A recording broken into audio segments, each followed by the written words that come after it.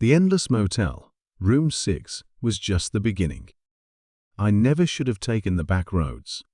It was supposed to be a shortcut, a way to shave an hour off my trip home, but the storm that rolled in had other plans. Sheets of rain lashed against my windshield, and the winding, unfamiliar road seemed to stretch on forever. The GPS signal had cut out miles ago, leaving me alone, with only the faint glow of my headlights and the ominous dark trees lining the road. Just as panic began to creep in, a flickering neon sign emerged from the storm. Eldridge Motel, it read, the letters buzzing faintly in the rain. Beneath it, in smaller letters, were the words vacancy. Free cable. The place looked ancient, peeling paint, dim porch lights, and a gravel parking lot that turned into a muddy swamp beneath the rain. But I was desperate, and the thought of a warm bed and dry clothes outweighed my hesitation. The office was a cramped space, lit by a single fluorescent bulb that flickered as though it could go out at any moment. A thin, wiry man with sunken eyes sat behind the counter. His name tag read Cliff, though the letters were faded to near illegibility. Without looking up, he slid a key across the counter. "Room 6, he muttered, his voice as dry as the air inside. "End of the lot." I thanked him, though he didn't acknowledge it, and grabbed the key. The old-fashioned brass tag dangled on a chain, heavy in my hand. As I stepped back out into the storm, I couldn't shake the feeling that Cliff had been watching me, even though he never raised his eyes. Room 6 was exactly what you'd expect from a rundown roadside motel. The wallpaper was peeling, the carpet stained, and the bedspread looked like it hadn't been washed in years. A single lamp cast a dim yellow light, and the faint hum of an ancient air conditioner filled the silence. But it was dry, and it was a place to rest.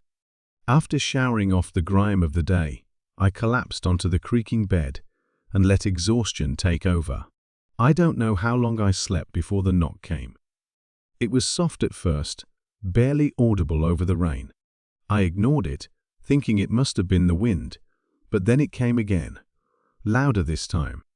Reluctantly, I dragged myself out of bed and opened the door. No one was there.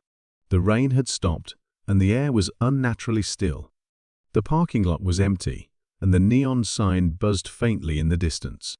I closed the door, double-locked it, and told myself it was just my imagination. But as I turned back toward the bed, I froze. There was something on the desk.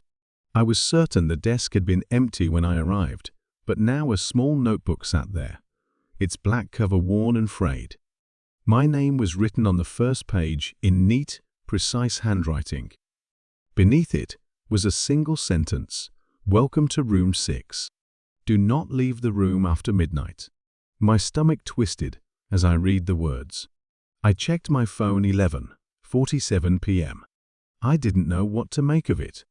Was it some kind of prank? A warning? I thought about going back to the office to confront Cliff, but something held me back. The storm had returned, and the wind howled outside, rattling the windows. I decided to stay put. Whatever was happening, I didn't want to find out what was outside. At exactly midnight, the air in the room changed. It became heavier, charged, as though the walls themselves were holding their breath. The hum of the air conditioner stopped, replaced by a low, rhythmic pounding that seemed to come from everywhere at once. It wasn't loud, but it was insistent, like the beating of a distant drum. Then came the whispers. At first, I thought it was the rain, but as I strained to listen, I realized the sound was coming from the hallway.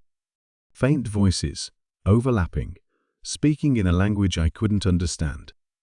They grew louder, more urgent, and then I heard footsteps, slow, deliberate, moving toward my door. I backed away, my pulse racing. The footsteps stopped just outside. The doorknob rattled once, twice, and then fell still. The whispers faded, and the silence returned, but it wasn't comforting. It was the kind of silence that pressed against your ears, that made you feel utterly, completely alone. When morning came, the strange tension in the air lifted, and the motel seemed almost normal again. Almost. I grabbed my things and rushed to the office, determined to get answers. But Cliff wasn't there. The counter was empty, and a thick layer of dust covered everything inside, as though the space hadn't been touched in years. Confused and unnerved, I left the key on the counter and got into my car. The engine sputtered to life, and I drove away without looking back. But the road didn't take me where I expected. No matter which direction I turned, the road always looped back to the motel. I drove for hours, past the same trees, the same curves, the same flickering sign that marked the Eldridge Motel. By the time the sun began to set, I realized I wasn't getting out. I returned to room 6, exhausted and defeated. The notebook was still on the desk, open to a new page. This time, the message read, "The first night is always the easiest." The second night was worse. The whispers began earlier, louder, and they were joined by laughter soft, cruel, and echoing through the walls. Shadows moved beneath the door, dark shapes that lingered for hours. The drumbeat was stronger now, shaking the walls, and the air inside felt suffocating. I didn't sleep. By the third night, I stopped trying to understand.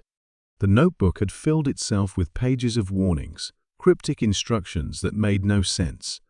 Don't answer the knock. Ignore the windows. Do not look into the mirror after 3 a.m. I followed them all, terrified of what would happen if I didn't. It's been a week now, maybe longer. Time doesn't feel real anymore. Every night, the whispers grow louder, the shadows more persistent. The storm never stops, and the road still won't let me leave. The notebook says nothing anymore. It's as though it's waiting for me to figure out the rules on my own. But the worst part is the other doors. Last night, I opened my door to see a hallway that shouldn't exist, lined with identical doors, each marked with a brass number. They stretched into the distance, vanishing into darkness.